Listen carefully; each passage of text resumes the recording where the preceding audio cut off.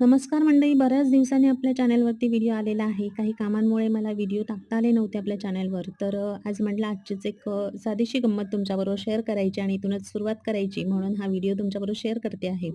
तर झालं असं, की स्वयंपाक माझा जवळ सगळा झाला होता बनवून आणि सोलकढी बनवायची फक्त बाकी होती. तर पावसाळ्यात गावाकडे की नाही आमच्या इथे लाईटचा बराच प्रॉब्लेम असतो. म्हणजे सतत लाईट ये-जा करत असते आणि झालं असं, की सोलकढीचं खोबरं तर किसून ठेवलं होतं. परंतु मिक्सरला लावणार त्याच्या पहिलेच लाईट गेली. मग आता काय पाटा-वरवंटा आपली जुनी हत्यारं जी आहेत ती काढायची शस्त्र बाहेर आणि मग त्याच्यावरती मस्त असं खोबरं वगैरे ते सगळं वाटून घेतलं. आणि नेहमी आपण बनवतो तशीच सोलकढी बनवली. परंतु ह्याच्यामध्ये की नेहमी वाटताना एक छोटा चमचा भरून जिरं टाकलं होतं. आता सोलकढी आपण नेहमी पाचक म्हणूनच जेवणाच्या सगळ्यात शेवटी पितो. त्याच्यामुळे ह्याच्यामध्ये जिरं वाटताना जर टाकलं की नाही, तर त्याची एक टेस्ट वेगळी येतेच, पण जेवण पचायला सुद्धा खूप मदत होते.